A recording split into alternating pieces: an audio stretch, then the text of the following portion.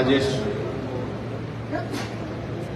നമ്മുടെ എല്ലാവരുടെയും പ്രിയങ്കരനായ തിരുവനന്തപുരം ലോക്സഭയിൽ നിന്നും ദേശീയ ജനാധിപത്യ സഖ്യത്തിന്റെ ബാനറിൽ താമര അടയാളത്തിൽ ജനവിധി തേടുന്ന 15 വർഷം ശശി തരൂർ തിരുവനന്തപുരത്ത് MP ആയി പ്രവർത്തിച്ചിട്ടുണ്ട്. വെറും 15 ദിവസം കൊണ്ട് തിരുവനന്തപുരത്തുകാരുടെ മനസ്സ് പൂർണ്ണമായിട്ട് കവർന്നിരിക്കുകയാണ് ശ്രീ രാജീവ് ചന്ദ്രശേഖർ എന്നുള്ള കാര്യം എല്ലാവരും ഇപ്പോൾ സമ്മതിക്കുന്ന ഒരു കാര്യം. ഇങ്ങനെയൊരു സ്ഥാനാർത്ഥിയാണ് തിരുവനന്തപുരത്ത് വേണ്ടത്. തിരുവനന്തപുരത്തിന്റെ പ്രത്യേകതകൾ മനസ്സിലാക്കി ഇവിടെ അവർക്ക് അതിനെല്ലാം പരിഹാരം കാണാൻ കഴിയുന്ന ഏറ്റവും മിടുക്കനായ ഒരു സ്ഥാനാർത്ഥിയെ തന്നെ നമുക്ക് ലഭിച്ചു എന്നുള്ള സന്തോഷം ജനങ്ങൾ ഇന്ന് കൂട്ടത്തോടെ പങ്കുവയ്ക്കുന്നു എന്നുള്ളതാണ് സത്യം. ശ്രീ രാജീവ് ചന്ദ്രശേഖർജി, രാജേട്ടൻ ഇന്ന് പുതുതായി ഭാരതീയ ജനതാ പാർട്ടിയിലേക്ക് പ്രഗത്ഭരായിട്ടുള്ള കോൺഗ്രസിന്റെ നേതാക്കന്മാർ ചേരുകയാണ്. ഒരു കാലത്ത് ഞാനൊക്കെ വിദ്യാർത്ഥി പരിഷത്തിൽ പ്രവർത്തിക്കുന്ന കാലത്ത് തിരുവനന്തപുരത്ത് കോൺഗ്രസിന്റെ ഒരു മുഖം ഏതാണെന്ന് ചോദിച്ചാൽ ഏത് സമയത്തും തമ്പാനൂരിലും നഗരത്തിലും കോൺഗ്രസ് എന്ന് പറഞ്ഞാൽ ശ്രീ കെ കരുണാകരന്റെ ഒരു നിഴലായി, കെ കരുണാകരന്റെ കൂടെ നിൽക്കുന്ന ആൾക്കാരുടെ എല്ലാം കൂടെ കോൺഗ്രസിനകത്ത് ഏറ്റവും സജീവമായി പ്രവർത്തിച്ച് പിന്നീട് മുരളീധരനോടൊപ്പവും എല്ലാ KPCC അധ്യക്ഷന്മാരോടൊപ്പവും ഇന്ദിരാഭവനിൽ സ്ഥിരമായി കോൺഗ്രസിന്റെ ഒരു ചിരിക്കുന്ന മുഖം ശ്രീ തമ്പാനൂർ സതീഷ് ഇന്ന് ഭാരതീയ ജനതാ പാർട്ടിയിൽ ചേരുകയാണ്. PCCയുടെ ജനറൽ സെക്രട്ടറി ഉദയൻ നമുക്കെല്ലാം അറിയാം. കോൺഗ്രസ് നേതാക്കന്മാരുടെ അഴിമതിക്കെതിരായിട്ട് വലിയ പോരാട്ടം ആ പാർട്ടിക്ക് അകത്തു നിന്ന് നടത്തി അദ്ദേഹവും മോദിയുടെ പാതയിലേക്ക് ഇന്ന് വന്നിരിക്കുകയാണ്. ശ്രീമതി പത്മിനി തോമസിനെ നമുക്ക് എല്ലാവർക്കും അറിയാം. കോൺഗ്രസിന്റെ ഏറ്റവും സ്പോർട്സ് രംഗത്ത് അവരുടെ സ്പോർട്സ് കൌൺസിലിന്റെ പ്രസിഡന്റായിരുന്നു.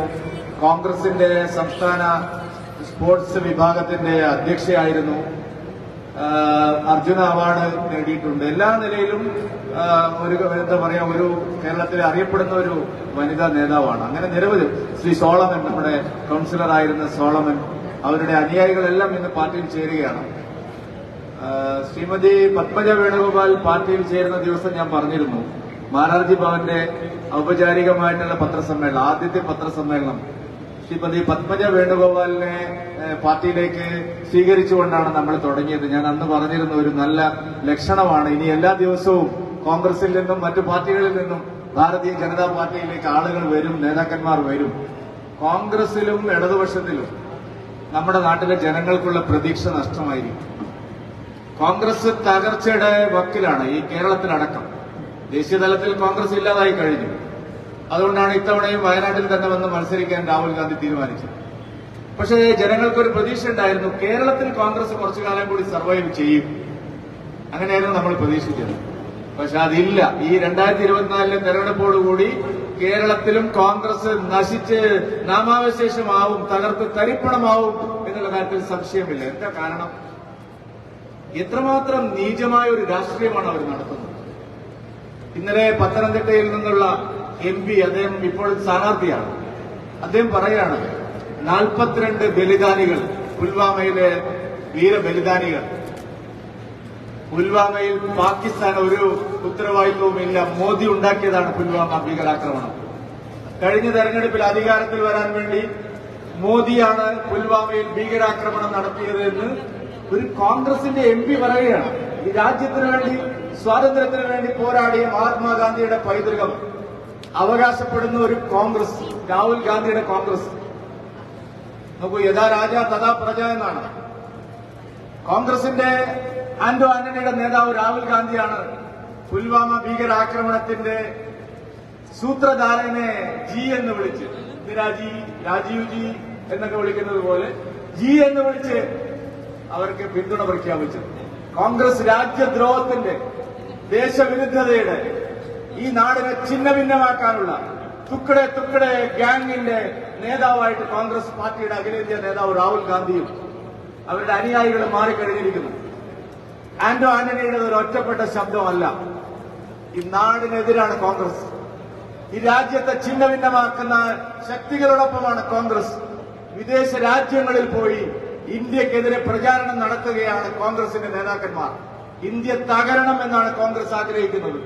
ഇന്ത്യ നശിക്കണമെന്നാണ് കോൺഗ്രസ് ആഗ്രഹിക്കുന്നത്. കമ്മ്യൂണിസ്റ്റുകാർ പണ്ടേ അങ്ങനെയാണ്. ഇന്ത്യ ഒരു ഇന്ത്യ അല്ല എന്നാണ് അവർ പറയുന്നത്. അനേകം നാട്ടുരാജ്യങ്ങളുടെ ഫെഡറേഷനാണ്. ഇന്ത്യക്ക് ഒരു ദേശീയത ഇല്ലെന്നാണ് കമ്മ്യൂണിസ്റ്റുകാർ പറയുന്നത്. പക്ഷെ കോൺഗ്രസ് ഇങ്ങനെ പറയാമോ? കോൺഗ്രസ് പാർട്ടി കേരളത്തിൽ ഒരു പ്രതിപക്ഷ ധർമ്മം നിർവഹിക്കേണ്ടതായിരുന്നു. അവരതിന് തയ്യാറില്ല. പിണറായി വിജയനുമായി സന്ധി ചേർന്ന് എല്ലാ കേസുകളിലും കോൺഗ്രസ് അവരുടെ ഉത്തരവാദിത്വം മറന്നിരിക്കുന്നു. പ്രതിപക്ഷ ധർമ്മം മറന്നിരിക്കുന്നു. അതുകൊണ്ടാണ് കോൺഗ്രസ് നേതാക്കന്മാർ വരുന്നത്. ഇവിടെ രാജ്യസഭാ സീറ്റ് കൊടുക്കാമെന്നോ എന്തെങ്കിലും അധികാര സ്ഥാനങ്ങൾ വെച്ച് നീട്ടിയിട്ടോ അല്ല. കോൺഗ്രസിലെ ആത്മാർത്ഥതയും സത്യസന്ധതയുമുള്ള നേതാക്കൾ ഓരോന്നോരോന്നായി കോൺഗ്രസ് പാർട്ടി ഉപേക്ഷിച്ച് നരേന്ദ്രമോദിയോടൊപ്പം അണിനിരക്കുന്നത് അവർ ഈ രാജ്യത്തെ മുന്നോട്ട് കൊണ്ടുപോകാൻ ഇനി മോദിക്ക് മാത്രമേ സാധിക്കൂ. കേരളത്തെ രക്ഷപ്പെടുത്താൻ ഇനി മോദിക്ക് മാത്രമേ സാധിക്കൂ എന്നറിയുന്നതുകൊണ്ടാണ്. കേരളം തകർന്നിരിക്കും. അക്രമവും കൊലപാതകങ്ങളും സാമ്പത്തിക തകർച്ചയും നമ്മുടെ നാടിന് എന്താണ്?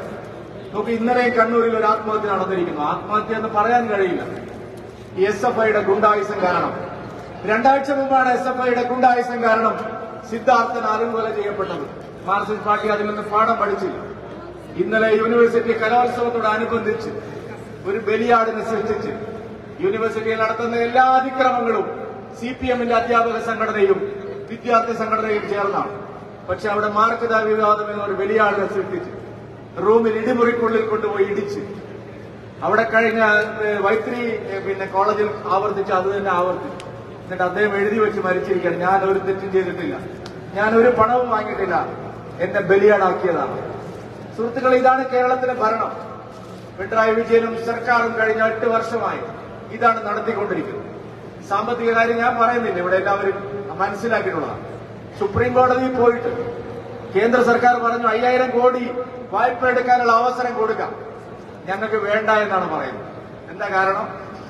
കേരളത്തിലെ സാമ്പത്തിക പ്രതിസന്ധി, ശമ്പളം കൊടുക്കാനില്ലാത്തതിന്, പെൻഷൻ കൊടുക്കാനില്ലാത്തതിന്, റേഷൻ അരി കൊടുക്കാനില്ലാത്തതിന് ഉത്തരവാദി മോദിയാണെന്ന് വരുത്തി തീർക്കാനുള്ള നീചമായ രാഷ്ട്രീയമാണ് പിണറായി വിജയൻ കാണിക്കുന്നത്.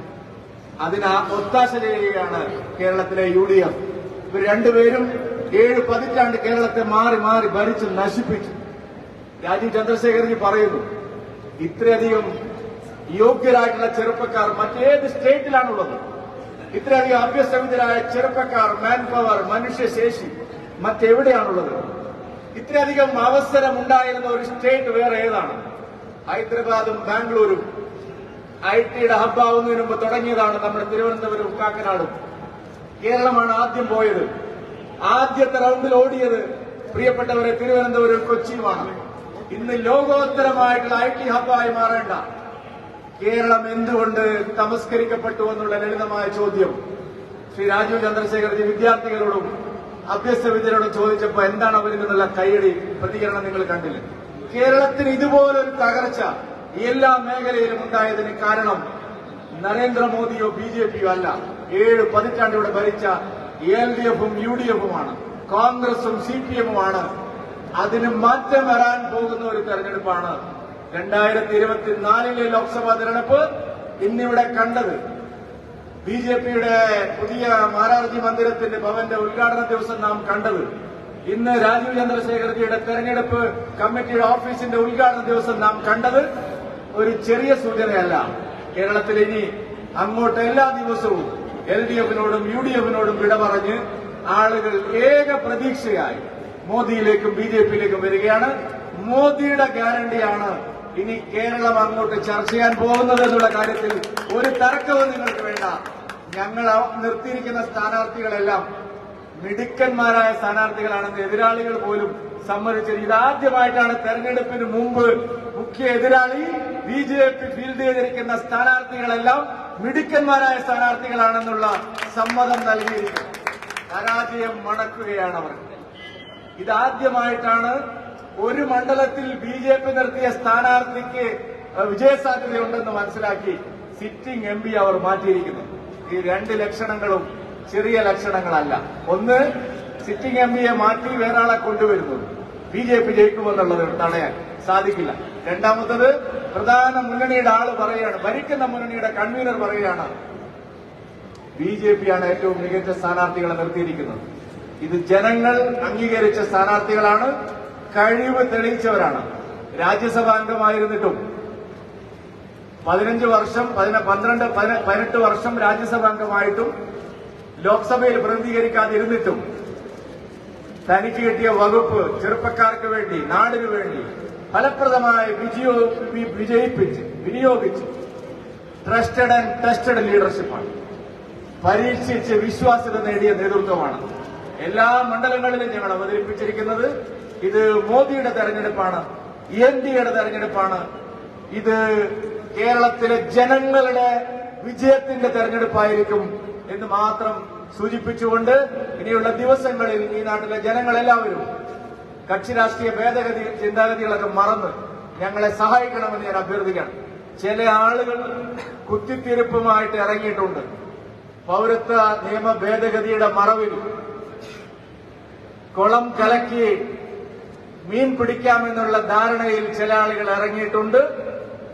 പൌരത്വ നിയമ ഭേദഗതിയുടെ പേരിൽ പ്രിയപ്പെട്ട മുസ്ലിം സഹോദരന്മാരെ ഭയാശങ്കയിലാക്കി വോട്ട് പിടിക്കാമെന്നാണ് അവർ ധരിക്കുന്നുണ്ടെങ്കിൽ ഞാൻ പറയുന്നു, അത് കേരളത്തിൽ ഇനി നടപ്പില്ല.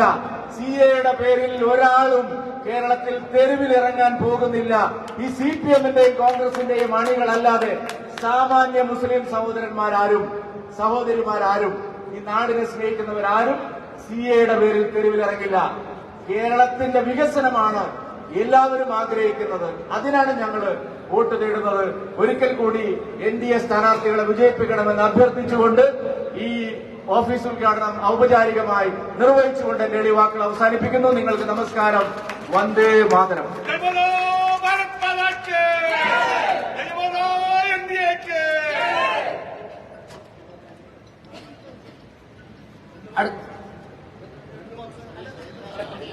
അടുത്തായി കഴിഞ്ഞ തെരഞ്ഞെടുപ്പ് പ്രഖ്യാപിച്ച അടുത്ത ദിവസം മുതൽ തന്നെ സ്ഥാനാർത്ഥി എന്നുള്ള നിലയ്ക്കും അതിനു മുൻപ് കഴിഞ്ഞ നിരവധി വർഷങ്ങളായി തിരുവനന്തപുരത്തും കേരളത്തിലുമൊക്കെ യാത്ര ചെയ്തുകൊണ്ട് നമ്മുടെ IT ഡെവലപ്മെന്റും സ്കിൽ ഡെവലപ്മെന്റിനും വേണ്ടി നമ്മുടെ ഇടയിൽ പ്രവർത്തിച്ചുകൊണ്ടിരിക്കുന്ന മന്ത്രിയാണ് ശ്രീ രാജീവ് ചന്ദ്രശേഖർജി. അദ്ദേഹം തിരുവനന്തപുരത്ത് സ്ഥാനാർത്ഥി എന്നുള്ള നിലയ്ക്ക് എത്തിയതിനു ശേഷം ഇതുവരെയുള്ള നിമിഷങ്ങളിൽ തിരുവനന്തപുരത്ത് നിന്ന് വിജയിച്ചതിന് ശേഷം അദ്ദേഹം തിരുവനന്തപുരം കേന്ദ്രമാക്കിക്കൊണ്ട് കേരളത്തിലും രാജ്യത്തിനും സംഭാവന ചെയ്യാൻ പോകുന്ന കാര്യങ്ങളെക്കുറിച്ച് അദ്ദേഹത്തിന്റെ കാഴ്ചപ്പാടുകൾ വിദ്യാർത്ഥികളുമായിട്ട്, തൊഴിലാളികളുമായിട്ട്, മറ്റ് ബിസിനസ് ഗ്രൂപ്പുകളുമായിട്ട് ഒക്കെ തന്നെ IT മേഖലയിലുള്ളവരുമായിട്ടും ഒക്കെ തന്നെ സംസാരിച്ചുകൊണ്ടിരിക്കുകയാണ്.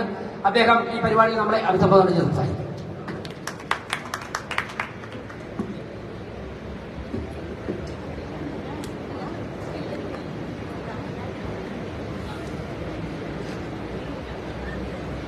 വേദിയിൽ മേലെ ഇരിക്കുന്ന എല്ലാ നേതാക്കൾക്കും ഇവിടെ വന്ന ഈ ഇലക്ഷൻ ഓഫീസ് ഇനോഗ്രേഷൻ പരിപാടിയിൽ വന്ന എല്ലാവർക്കും എന്റെ വിനീതമായ നമസ്കാരം, സ്വാഗതം.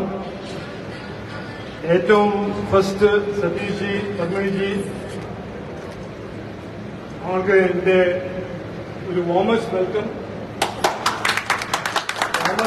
അല്ല, നമ്മുടെ നരേന്ദ്രമോദിജിനെ ഇവിടെ വന്ന് BJP തിരുവനന്തപുരത്ത് വന്ന് നരേന്ദ്രമോദിജിനെ സപ്പോർട്ട് ചെയ്യുന്ന, നരേന്ദ്രമോദിജിനെ സ്ട്രെങ്തൻ ചെയ്യുന്നതിന് ഞാൻ വളരെ താങ്ക്സ് പറയുന്നു, നന്ദി അർപ്പിക്കുന്നു.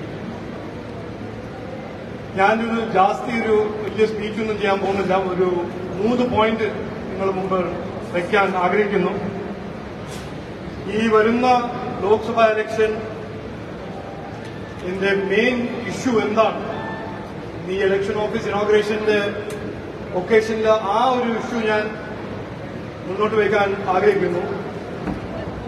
ഇതിന്റെ ഏറ്റവും വലിയ ഇഷ്യൂ ഈ കഴിഞ്ഞ 10 കൊല്ലത്തിൽ പ്രൈം മിനിസ്റ്റർ, നമ്മുടെ പ്രധാനമന്ത്രി നരേന്ദ്രമോദിജി ഇന്ത്യനെ എങ്ങനെ മുമ്പോട്ട് കൊണ്ടുപോയി, ഇന്ത്യന്റെ 5th മോസ്റ്റ് ഫ്രജൈൽ ഇക്കോണമിനെ എങ്ങനെ 5th ലാർജസ്റ്റ് ഇക്കോണമി ആക്കി, ഈ 5th ലാർജസ്റ്റ് ഇക്കോണമിനെ എങ്ങനെ അദ്ദേഹം 3ാം നമ്പറിന്റെ ഇക്കോണമി ആക്കാൻ പോകുന്നുണ്ട് അടുത്ത 2 കൊല്ലത്തിൽ. ജപ്പാനും ജർമ്മനിയും ക്രോസ് ചെയ്തിട്ട് അത് ഒരു ഹാൻഡില്. മറ്റേ സൈഡില് 2004 മുതൽ 2014 വരെ ഈ ഇന്ത്യ അലയൻസ് പറഞ്ഞ UPA അലയൻസ് പഴയ പേരുള്ള ഒരു കോൺഗ്രസ് കോalition അവര് നമ്മുടെ നാടിനെ എന്ത് ചെയ്തു? 10 കൊല്ലം നരേന്ദ്രമോദിജി, 10 കൊല്ലം കോൺഗ്രസ്, പിന്നെ ഇവിടെ സംസ്ഥാന സർക്കാർ 7-8 കൊല്ലമായിട്ട് ഇവിടെ എന്ത് ചെയ്തു? ഈ election A versus B versus C അല്ല. അത് പല ആൾക്കാരെ അതിനെ ഒരു പേഴ്സണാലിറ്റി ഫൈറ്റോ ഒരു ഇഷ്യൂ എല്ലാത്തൊരു ഫൈറ്റോ ആക്കാൻ ശ്രമിക്കും. ബട്ട് ഏറ്റവും ഇമ്പോർട്ടന്റ് എല്ലാവർക്കും, ജനങ്ങൾക്കും, മാധ്യമപ്രവർത്തകർക്കും മനസ്സിലാക്കേണ്ടത് ഈ ഇലക്ഷൻ ഗവർണൻസിന്റെ പെർഫോമൻസിന്റെ റിപ്പോർട്ട് കാർഡിന്റെ ഒരു ഇലക്ഷനാണ്. 10 കൊല്ലം നരേന്ദ്രമോദിജി എന്ത് അച്ചീവ് ചെയ്തു, 10 കൊല്ലം UPA കോൺഗ്രസ് എന്ത് ചെയ്തു, 7-8 കൊല്ലം ഇവിടെ CPM ലെഫ്റ്റും നമ്മുടെ സംസ്ഥാന സർക്കാർ എങ്ങനെ സുപ്രീം കോർട്ടിൽ പോയി ബെയിൽ ഔട്ട് ചെയ്യുന്നു. ഇത് ആദ്യത്തെ പോയിന്റ്.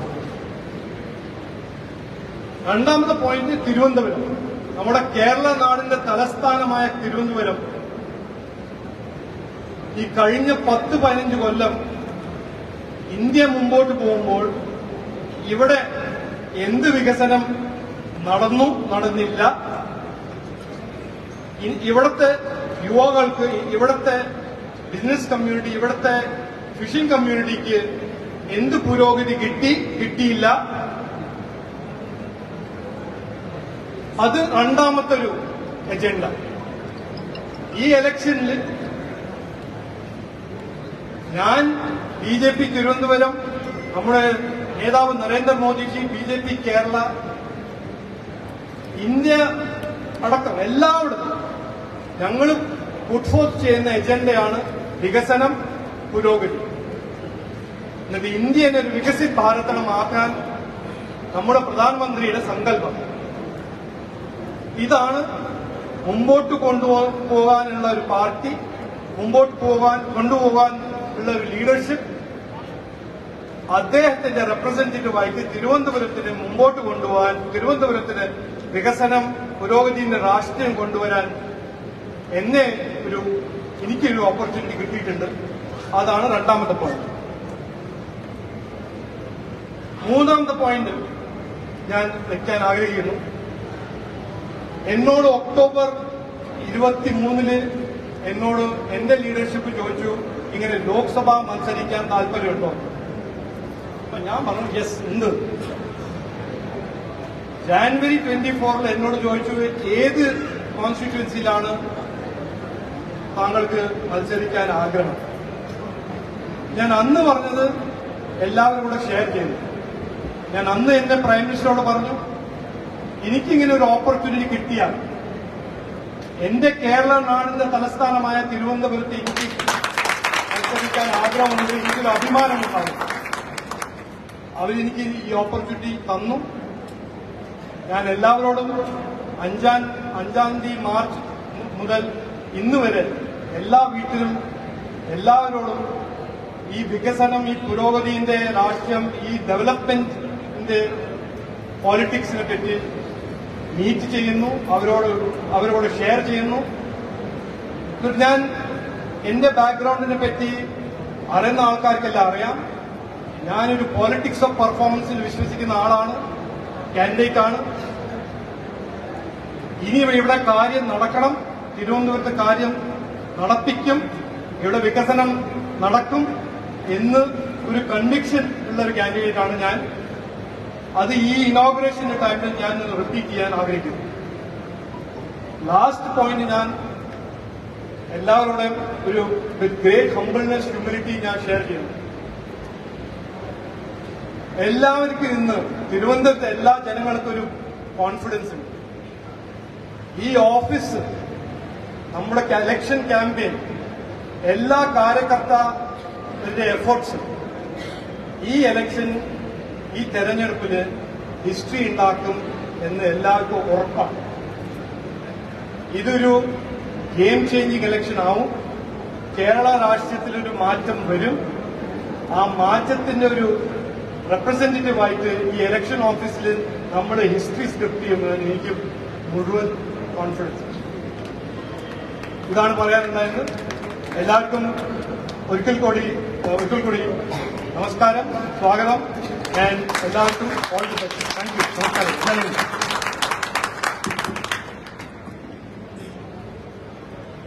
അടുത്തായി പാർട്ടിയിലേക്ക് നിരവധി നേതാക്കന്മാർ തിരുവനന്തപുരം ജില്ലയിൽ ഇന്നു മുതൽ കടന്നു വരികയാണ്. കഴിഞ്ഞ കുറേ കാലങ്ങളായി വിവിധ പാർട്ടികളിൽ നിന്നും, പ്രത്യേകിച്ചും CPM-ൽ നിന്നും കോൺഗ്രസിൽ നിന്നും അവരുടെ നേതൃത്വങ്ങളുടെ പ്രവർത്തികളിൽ അസ്വസ്ഥരായ നൂറുകണക്കിന് നേതാക്കന്മാരും പ്രവർത്തകരും ഞങ്ങളെ ബന്ധപ്പെട്ടുകൊണ്ടിരിക്കുകയാണ്. പലരുമായും ഒരു ദീർഘകാല അടിസ്ഥാനത്തിലുള്ള പ്രവർത്തന പദ്ധതികൾ ഞങ്ങൾ ചർച്ച ചെയ്തുകൊണ്ടിരിക്കുകയാണ്. പലരും മാധ്യമപ്രവർത്തകർക്ക് നേരത്തെ ചോദിച്ചു, എന്നാണ് പുതിയ ആൾക്കാർ വരുന്നത്? നമ്മൾ പറഞ്ഞു അതിന് സമയമുണ്ടെന്ന്. ഞാൻ ഇന്ന് പറയുന്നു അതിന് സമയമായിരിക്കുന്നു. ഇന്ന് മുതൽ അത് ആരംഭിക്കുകയാണ്. ഇനി വരാൻ പോകുന്ന ഏകദേശം 2-3 ദിവസങ്ങളുടെ ഇടവേളകളിൽ എല്ലാ ദിവസവും നിങ്ങൾ 1-2 കോളം BJP-യിലേക്ക് പുതിയ ആൾക്കാർ ചേർന്ന വാർത്ത കൊടുക്കാൻ വേണ്ടി മാറ്റിവെക്കണമെന്നാണ് എനിക്ക് വിനയപുരസരം നിങ്ങളോട് ഈ അവസരത്തിൽ പറയാനുള്ളത്. ആദ്യമായി നേരത്തെ പറഞ്ഞതുപോലെ തന്നെ നമുക്കറിയാം, നിരവധി കാലം കായിക മേഖലയിൽ നമ്മുടെ രാജ്യത്തിന്റെ കരുത്തായിരുന്ന ശ്രീമതി പത്മിനി തോമസ് അവർ കേരള സ്റ്റേറ്റ് സ്പോർട്സ് കൌൺസിലിന്റെ പ്രസിഡന്റായിരുന്നു. ദേശീയ കായിക വേദിയുടെ KPCCയുടെ കായിക വേദിയുടെ പ്രസിഡന്റായിരുന്നു. INTUC-യുടെ മുൻ വൈസ് പ്രസിഡന്റായിരുന്നു. സദേൺ റെയിൽവേയുടെ മുൻ അസിസ്റ്റന്റ് സെക്രട്ടറി ആയിരുന്നു. എംപ്ലോയീസ് സംഘടനയുടെ അസിസ്റ്റന്റ് സെക്രട്ടറി ആയിരുന്നു. ഇപ്പോൾ INTUC-യുടെ സ്റ്റേറ്റ് കമ്മിറ്റി മെമ്പറായിട്ട് പ്രവർത്തിക്കുകയായിരുന്നു. ഇത്രത്തോളം അനുഭവ സമ്പത്തും പരിചയസമ്പത്തുമുള്ള പത്മിനി മാഡം BJP-യിലേക്ക് ചേരുകയാണ്. നരേന്ദ്രമോദി ഗവൺമെന്റ് കായിക മേഖലയിൽ ഈ രാജ്യത്തെ കായിക മേഖല എവിടെ എത്തി നിൽക്കണം എന്നുള്ള അദ്ദേഹത്തിന്റെ കാഴ്ചപ്പാട്, അത് തിരുവനന്തപുരത്തിലൂടെയും കേരളത്തിലൂടെയും ഇന്ത്യക്ക് മുതൽക്കൂട്ടാക്കുവാൻ വേണ്ടി പത്മിനി തോമസ് അവരുടെ സാന്നിധ്യം വരും കാലങ്ങൾ ഒരു മുതൽക്കൂട്ടാകുമെന്ന് പറഞ്ഞുകൊണ്ട് പത്മിനി തോമസ് മാഡത്തെ ഞാൻ ഈ പാർട്ടിയിലേക്ക് ക്ഷണിക്കുന്നു.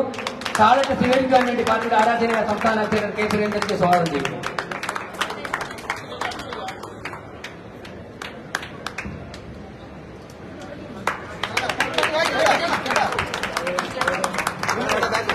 സ്വാഗതം, സുസ്വാഗതം.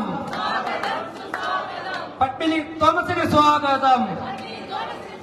സ്വാഗതം, സുസ്വാഗതം. BJP-യിലേക്ക് സ്വാഗതം. പത്മിനി തോമസിന് സ്വാഗതം. അടുത്തതായി നമ്മുടെ പ്രസ്ഥാനങ്ങളെന്ന് പറഞ്ഞാൽ നമുക്കറിയാം, ഒരു കുടുംബ സങ്കല്പമാണ് BJP-യും ദേശീയ പ്രസ്ഥാനങ്ങളിലൊക്കെ തന്നെ ഉള്ളത്. പത്മിനി തോമസ് അവർ പാർട്ടിയിൽ ചേരാൻ താല്പര്യം പ്രകടിപ്പിച്ചുകൊണ്ട് ഞങ്ങൾ ഒരു 6-7 മാസം മുമ്പ് വീട്ടിലെത്തി സംസാരിച്ചപ്പോൾ തന്നെ കുടുംബാംഗങ്ങൾ ഉൾപ്പെടെ പാർട്ടിയിലേക്ക് എത്തണമെന്നുള്ള താല്പര്യം പറഞ്ഞിരുന്നു. കഴിഞ്ഞ ദിവസം പ്രധാനമന്ത്രി വന്നപ്പോഴേക്ക് അവർ നേരിട്ട് കണ്ടിരുന്നു. പത്മിനി തോമസ് അവരോടൊപ്പം തന്നെ അവരുടെ മകൻ Denny John Selvan, serial artist, അതോടൊപ്പം തന്നെ ഡാനി ജോൺ സെൽവൻ, അതോടൊപ്പം തന്നെ ഫെൻസിംഗിൽ 2 തവണ ഇന്ത്യയെയും 5 തവണ ഇന്ത്യയെ പ്രതിനിധീകരിക്കുകയും 5 തവണ ദേശീയ മെഡൽ നേടുകയും ചെയ്ത ശ്രീ ഡാനി ജോൺ സെൽവനെ പാർട്ടിയിലേക്ക് സ്വാഗതം ചെയ്യുന്നു. പ്രിയപ്പെട്ട സംസ്ഥാന അധ്യക്ഷൻ അദ്ദേഹത്തിന് താഴ്ത്തുന്നു.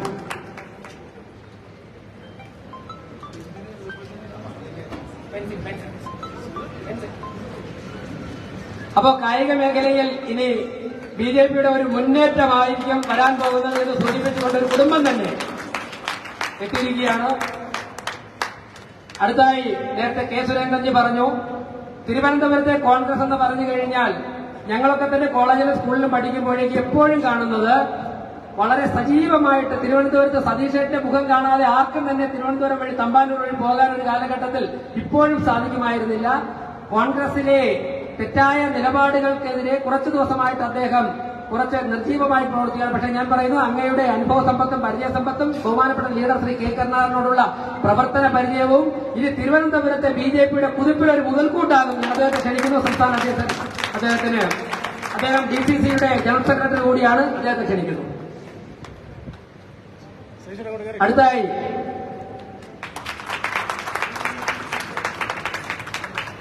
തിരുവനന്തപുരത്തെ DCC ഏകദേശം പൊളിയുന്നതിന്റെ ഭാഗമായി DCCയുടെ മറ്റൊരു ജനറൽ സെക്രട്ടറി ശ്രീ ഉദയനും ഇതിന്റെ കൂടെയുള്ള സഹപ്രവർത്തകരും പാർട്ടിയിൽ ചേരുകയാണ്. ഉദയനെ ഞാൻ സ്വാഗതം ചെയ്യുന്നു. 2 DCC ജനറൽ സെക്രട്ടറിമാരാണ് ചേർത്തിരിക്കുന്നത്.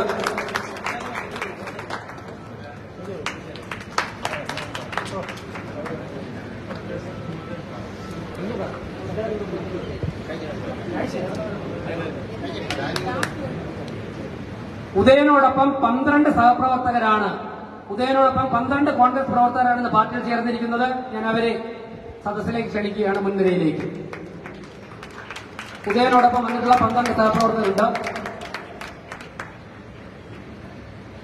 അടുത്തതായി ഈ തെരഞ്ഞെടുപ്പിലും വരാൻ പോകുന്ന നാളുകളിൽ കേരളത്തിലെ BJPയുടെ ഏറ്റവും സജീവ മുന്നേറ്റത്തിന് ഘടകമാകുന്ന പ്രധാനപ്പെട്ട ഒരു കാര്യമാണ് പറയാൻ പോകുന്നത്. BJPക്ക് തിരുവനന്തപുരം പാർലമെന്റിലും കേരളത്തിൽ പല ഭാഗങ്ങളും എടുത്താൽ നമുക്കറിയാം, പലപ്പോഴും BJP തെരഞ്ഞെടുപ്പ് വിജയത്തിന് അവസാന ഘട്ടത്തിൽ ഞങ്ങൾക്ക് മുന്നോട്ട് വരാൻ പറ്റാത്തത് കടലോര മേഖലയിൽ BJPയുടെ വോട്ടുകൾ ലഭിക്കുന്നത് വളരെ കുറവായതുകൊണ്ടാണ്. എന്നാൽ നരേന്ദ്രമോദി ഗവൺമെന്റ് കഴിഞ്ഞ 10 വർഷമായി കടലോര മേഖലയിലെ സാധാരണക്കാരായ ജനങ്ങൾക്ക് അവരുടെ നിത്യജീവിതത്തിൽ ഗുണപരമാവുന്നതും മത്സ്യസമ്പത്തിന്റെ കയറ്റുമതി വർദ്ധിപ്പിച്ചുകൊണ്ട് രാജ്യത്തിന്റെ സമ്പദ്ഘടനയെ മെച്ചപ്പെടുത്തുന്നതുമായിട്ടുള്ള നിലപാടുകൾ സ്വീകരിച്ചത് മനസ്സിലാക്കിക്കൊണ്ട് കടലോര മേഖലയിൽ നിന്നും 100 കണക്കിന് സാധാരണക്കാരായ പ്രവർത്തകരാണ് നമ്മുടെ പാർട്ടിയിലേക്ക് ചേരാൻ തയ്യാറായിരിക്കുന്നത്. അതിലാദ്യമായിട്ട് അവിടുത്തെ പൂന്തുള 6000 ക്രിസ്ത്യൻ ലാറ്റിൻ കാത്തലിക് കുടുംബങ്ങൾ ആരാധനയ്ക്ക് വരുന്ന പൂന്തുറ പള്ളിയിലെ ഏറ്റവും പ്രധാനപ്പെട്ട വനിതാ കൂട്ടായ്മയുടെ പ്രവർത്തകയായിട്ടുള്ള മുൻ UDF പ്രവർത്തക കൂടിയായിട്ടുള്ള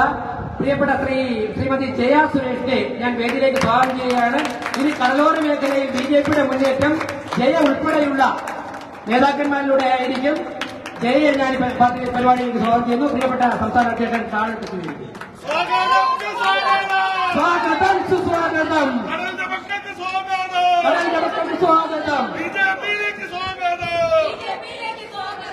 അടുത്തതായി ശോഭൻ കടലിൽ വള്ളത്തിലും ബോട്ടിലും ഒക്കെ പോയി മത്സ്യബന്ധനം നടത്തിക്കൊണ്ടിരിക്കുന്ന കടലോര പ്രദേശത്തെ ഏറ്റവും പ്രിയപ്പെട്ട ഏറ്റവും പ്രധാനപ്പെട്ട സംഘാടകരിൽ ഒരാളാണ് ശോഭൻ പാർട്ടിയിലേക്ക് ചേരുകയാണ്. ശോഭനെ ഞാൻ സ്വാഗതം ചെയ്യുന്നു.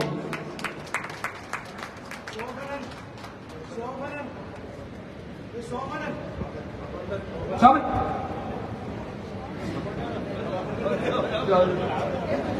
വേദിയിൽ കയറാനുള്ള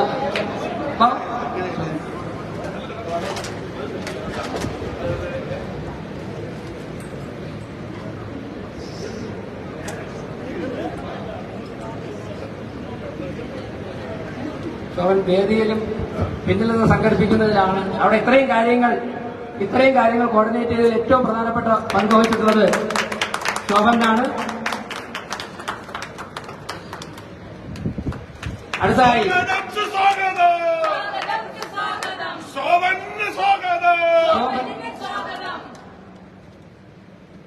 അടുത്തതായി നമുക്കറിയാം,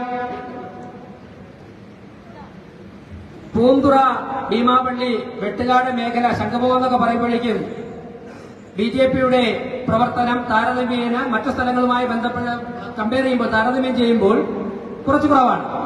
ആ മേഖലയിൽ തങ്ങൾ BJPയിലെത്താൻ താമസിച്ചു പോയി എന്ന് മനസ്സിലാക്കിക്കൊണ്ട് ജനപ്രതിനിധികളായിരുന്നവരുൾപ്പെടെയാണ് നിരവധി ദിവസം, സത്യത്തിൽ അവരൊക്കെ തന്നെ കഴിഞ്ഞ ആഴ്ചയിൽ പ്രവർത്തിക്കാൻ ഇറങ്ങിയതിനു ശേഷം പതിറ്റാണ്ടുകളോളം പ്രവർത്തിക്കുന്ന ഞങ്ങൾ എത്ര സമയമാണ് പ്രവർത്തനത്തിൽ കൊടുക്കുന്നത് അതിനേക്കാൾ കൂടുതൽ സമയം പ്രവർത്തനത്തിൽ കൊടുത്ത് വളരെ സജീവമായിട്ട് മുന്നോട്ട് പോവുകയാണ്.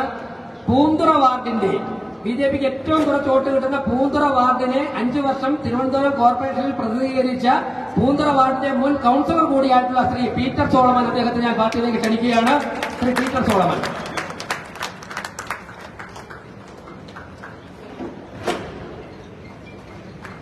സംസ്ഥാന അധ്യക്ഷൻ താഴത്ത് സ്വീകരിക്കും.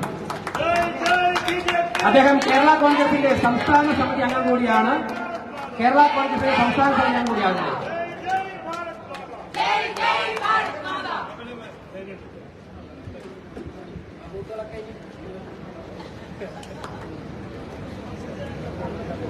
കഴിഞ്ഞ 1.5 വർഷമായി BJP നേതൃത്വം നടത്തുന്ന നിരന്തര പരിശ്രമങ്ങളുടെ ഫലമായിട്ടാണ് ഇവരൊക്കെ തന്നെ പാർട്ടിയിൽ ചേർന്ന് പ്രവർത്തിക്കാൻ തയ്യാറായിട്ടുള്ളത്. അടുത്തത് ലാറ്റിൻ കാത്തലിക് സഭയിലെ തന്നെ പ്രധാനപ്പെട്ട കൂട്ടായ്മയുടെ നേതാക്കളുടെ ഒരാളുടെ ശ്രീ മൈക്കിൾ സാജൻ.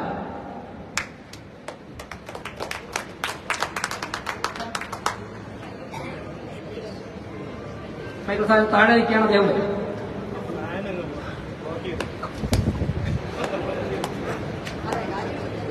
ശ്രീ യേശുദാസൻ.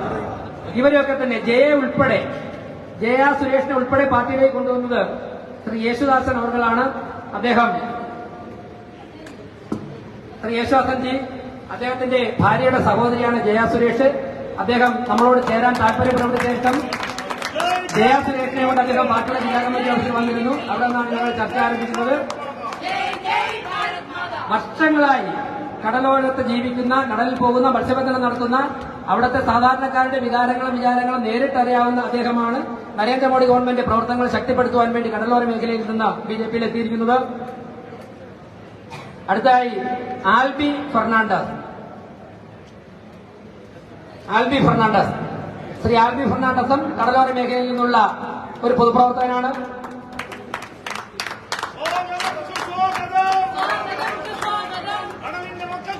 അടുത്തതായി ശ്രീ അമലദാസൻ.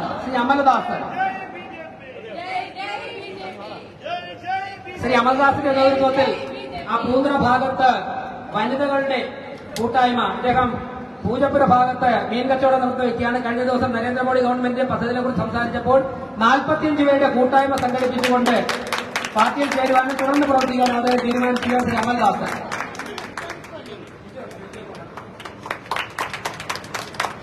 കൊച്ചുവേളിയിലുള്ള പ്രധാനപ്പെട്ട ഡിവൈഎഫ്ഐ പ്രവർത്തകനായിട്ടുള്ള ലാറ്റിൻ കാത്തലിക് വിഭാഗത്തിൽപ്പെട്ട ശ്രീ ജിജോ ജെറോമിന്റെ നേതൃത്വത്തിൽ നിരവധി ചെറുപ്പക്കാരാണ് തയ്യാറായിരിക്കുകയാണ്. വരാൻ പോകുന്ന ദിവസങ്ങളിൽ അവരൊക്കെ തന്നെ പാർട്ടിയിലെത്തും.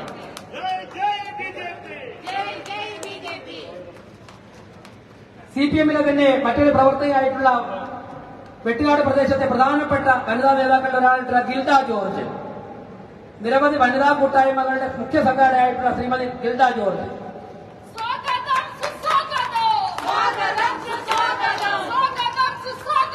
തിരുവനന്തപുരത്ത് മഹിളാ പ്രവർത്തനത്തിന് കരുത്തുകൂട്ടാൻ വേണ്ടി ശ്രീമതി ഗിൽഡ ജോർജ് ഉൾപ്പെടെ 45 വനിതകൾ ബിജെപിയുടെ ഓഫീസിൽ കഴിഞ്ഞ ദിവസം വന്നിരുന്നു.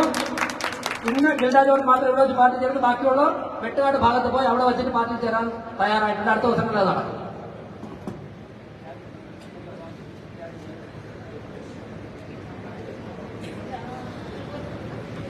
അടുത്തതായി ഒരു പ്രധാനപ്പെട്ട നേതാവ് പൂവാർ ഗ്രാമപഞ്ചായത്തിൽ 5 വർഷം പ്രസിഡന്റ് ആയിരുന്ന മത്സ്യത്തൊഴിലാളി കോൺഗ്രസ് തിവാരി കോൺഗ്രസിന്റെ സംസ്ഥാന പ്രസിഡന്റ് കൂടിയായിട്ടുള്ള ശ്രീ ആന്റോ മെർസലിൻ. പൂവാർ ഗ്രാമപഞ്ചായത്തിൽ 5 വർഷം പ്രസിഡന്റ് ആയിരുന്നു. നിരവധി ജനങ്ങൾ സ്വാധീനമുള്ള, ആയിരക്കണക്കിന് വോട്ടർമാരിൽ സ്വാധീനമുള്ള ശ്രീ ആന്റോ മെർസിയാണ് പൂവാർ ഗ്രാമപഞ്ചായത്ത് മുൻ പ്രസിഡന്റ്.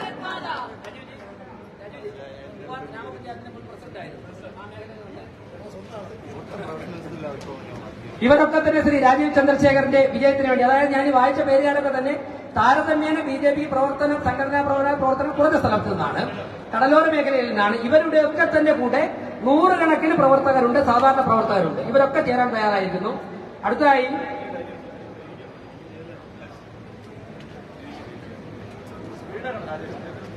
ശ്രീ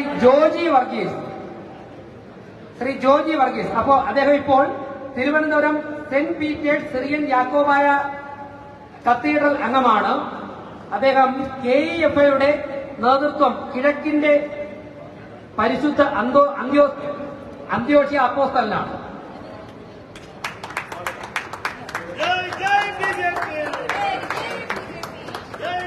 അടുത്തായി ശ്രീ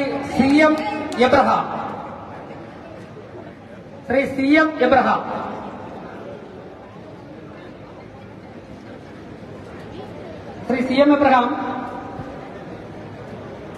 യാക്കോബായ സുറിയാനി ക്രിസ്ത്യാനി സഭാംഗമാണ്. അദ്ദേഹം പെരുമ്പാവൂർ സ്വദേശിയാണ്. ഇപ്പോൾ തിരുവനന്തപുരത്ത് താമസിക്കുന്നു. അദ്ദേഹത്തെ പാർട്ടിയിലേക്ക് സ്വാഗതം ചെയ്യുകയാണ്.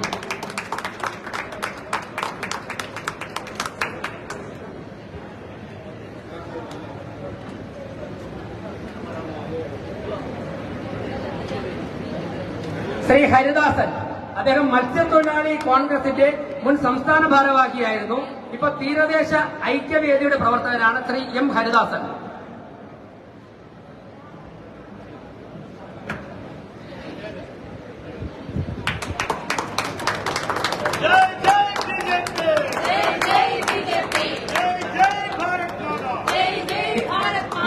ഞാൻ നേരത്തെ തൊട്ടു മുമ്പ് പേര് വായിച്ച ഇത്രയും പേർ ന്യൂനപക്ഷ മേഖലയിൽ നിന്ന്, പ്രത്യേകിച്ചും ലാറ്റിൻ കാത്തലിക്സ് വിഭാഗത്തിൽ നിന്നും BJPയിൽ എത്തിയിരിക്കുന്നവർ, ഇവരെല്ലാവരോടൊപ്പം 100 മുതൽ 500 വരെയുള്ള സഹപ്രവർത്തകരുണ്ട്.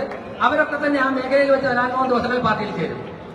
ഇനി ശ്രീ സംഗീത് രവീന്ദ്രൻ നായർ, അദ്ദേഹം നിരവധി കാലങ്ങൾ കൊണ്ട് കോൺഗ്രസിന്റെ പ്രവർത്തകനാണ്, അഭിഭാഷകനാണ്. അദ്ദേഹം BJPയിൽ ചേർന്ന് പ്രവർത്തിക്കാൻ താല്പര്യം പ്രകടിപ്പിച്ചിരിക്കുന്നു. ശ്രീമതി ഷീന, CPIMന്റെ കഴിഞ്ഞ 3 വർഷമായി CPIMന്റെ തമ്പാനൂർ പ്രദേശത്തെ പ്രവർത്തകയാണ്. മഹിളാ അസോസിയേഷന്റെ ജോയിന്റ് സെക്രട്ടറിയാണ്. കർഷക സംഘത്തിന്റെ പ്രവർത്തകയാണ് ശ്രീമതി ഷീന. തമ്പാനൂർ പ്രദേശത്തിൽ ശ്രീ തമ്പാനൂർ സതീഷിനെ പോലെ പ്രവർത്തന പരിചയവും പാരമ്പര്യമുള്ള ശ്രീമതി ഷീന പാർട്ടിയിലെത്തിയിട്ടുണ്ട്. ശ്രീ പരശുരാമൻ തമ്പി, മുൻ യൂണിവേഴ്സിറ്റി യൂണിയൻ കൌൺസിലറാണ്. KSUവിന്റെ സജീവ പ്രവർത്തകനായിരുന്നു. തിരുവനന്തപുരത്തുള്ള ശ്രീ പരശുരാമൻ തമ്പിയെ പാർട്ടിയിലേക്ക് സ്വാഗതം ചെയ്യുന്നു. മുൻ കേരള യൂണിവേഴ്സിറ്റി യൂണിയൻ കൌൺസിലറാണ്.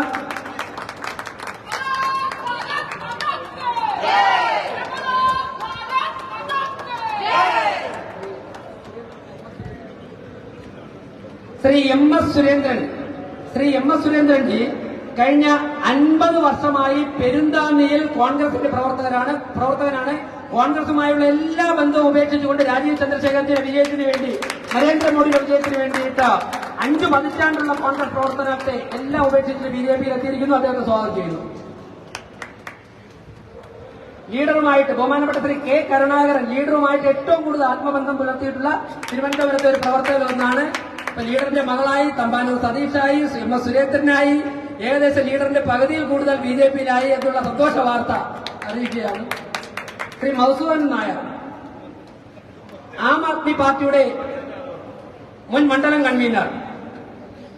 ശ്രീ മധുസൂദനൻ നായർ, ആം ആദ്മി പാർട്ടിയുടെ മുൻ മണ്ഡലം കൺവീനർ ശ്രീ മധുസൂദനൻ നായർ, അദ്ദേഹത്തെ BJPയിലേക്ക് സ്വാഗതം ചെയ്യുന്നു.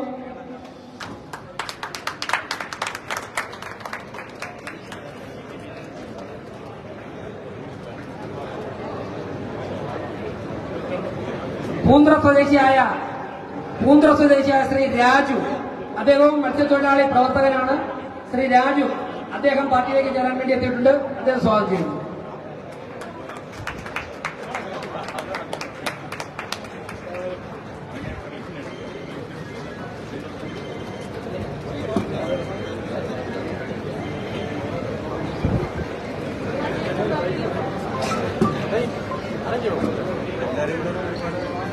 അടുത്തായി പത്മനാഭസ്വാമി ക്ഷേത്രത്തിലെ ചന്ദനവും താമരമാലയും സ്ഥാനാർത്ഥിയെ ചാർത്തുവാനാണ്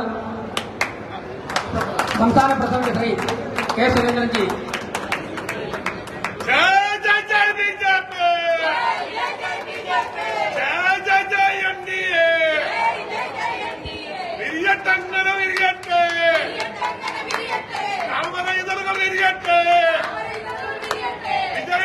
വിജയിക്കട്ടെ, തിരുവനന്തപുരത്ത് വിജയിക്കട്ടെ. ഇനി നമ്മുടെ DCC ജനറൽ സെക്രട്ടറി ശ്രീ ഉദയകുമാറിനോടൊപ്പം പാർട്ടിയിൽ വന്നവരെ ഉദയൻ തന്നെ നമുക്ക് പരിചയപ്പെടുത്തും.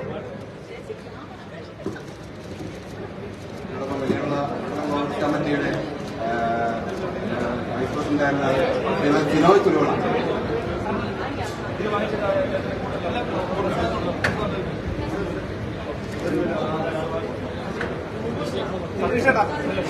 കോൺഗ്രസ് മണ്ഡലം പ്രസിഡന്റായിരുന്ന അനുവ,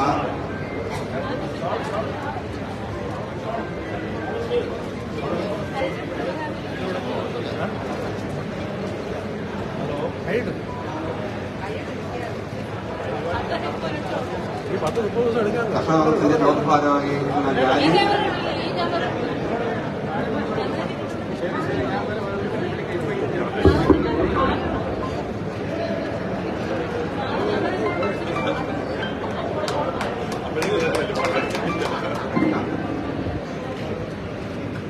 കർഷക കോൺഗ്രസ് വലിയവിള മണ്ഡലം പ്രസിഡന്റ് ശ്രീമാൻ വിജി കൃഷ്ണൻ,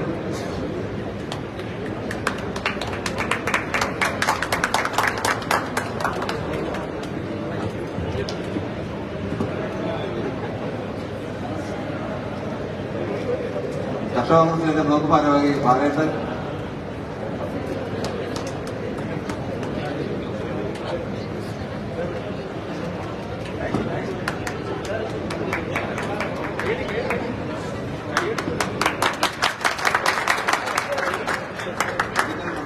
യൂണിയന്റെ സംസ്ഥാന